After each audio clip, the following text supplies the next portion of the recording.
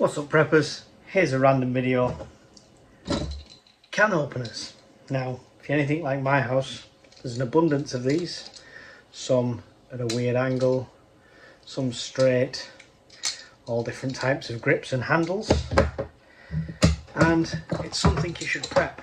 Now not just your standard ones like these. The problem with these is at the end of the day it's still a mechanism, and I'm sure you've had it when you put it on a can and it just stops turning, doesn't work anymore. Now that's alright day to day because you can run to the shop and get another one, but what about SHTF? What about that Tio Tawaki situation? I mean, potentially there's going to be loads of can openers floating about that you could probably go and salvage, but you don't want to rely on that. So I highly recommend this little tool and these little tools. This would be the main one.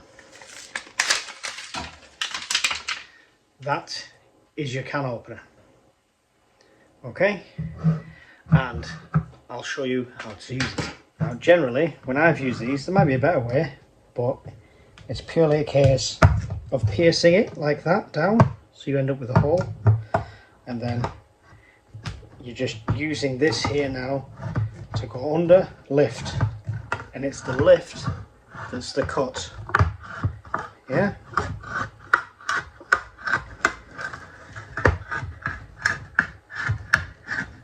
super easy, reliable,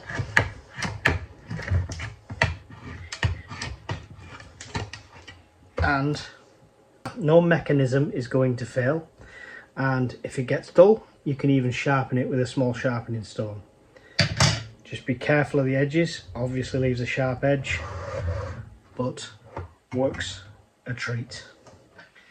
Also on this one, it's got the bottle opener side. That side's for like piercing milk cans or when you do evaporated milk, and it's got a corkscrew on just as a little bonus. But very reliable, never going to fail on you, will last a long time.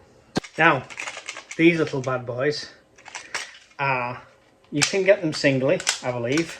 I got a double pack off Amazon for next to nothing, and these are great additions to have scattered around. That is a can opener. In a minute I will hopefully not fail in showing you how this works.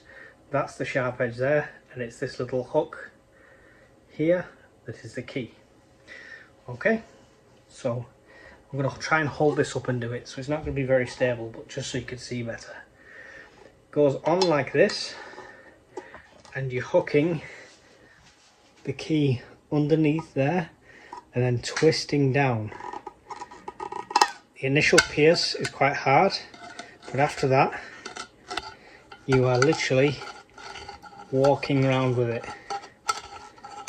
Okay, so you're twisting, I'm twisting it now, pushing my thumb forward, and just work your way around.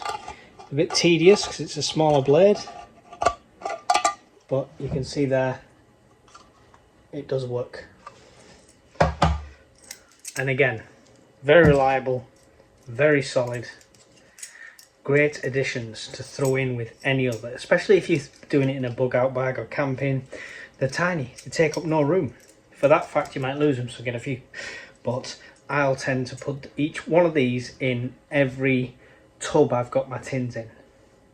So if you've got a box with like 30-40 tins in, just drop one of them in.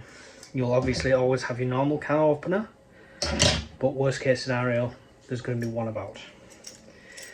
They are MOD style can openers, totally flat, flaps out like that. I'm not going to show you how an electric can opener or a normal can opener works because it's not that kind of channel, but I was just showing you these two because SHTF, the most reliable ones you can possibly get. You can also open a can with a spoon. I've tried it, it works. There's tutorials online. I'm not going to do it for you now, but there's loads of videos on that. Look for opening a can with a spoon, and I believe there's a way of doing it with a rock, but hopefully it shouldn't get to that with plenty of these lying about.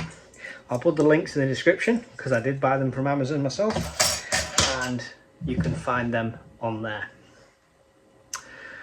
Now all I've got to do is figure out what recipe I can make with a can of tomatoes and a can of tuna. Pop your ideas in the comments. Thanks for watching, guys. Don't forget to hit like and subscribe, and I'll see you all in the next video. Bye. No mechanism gun. No mechanism gun.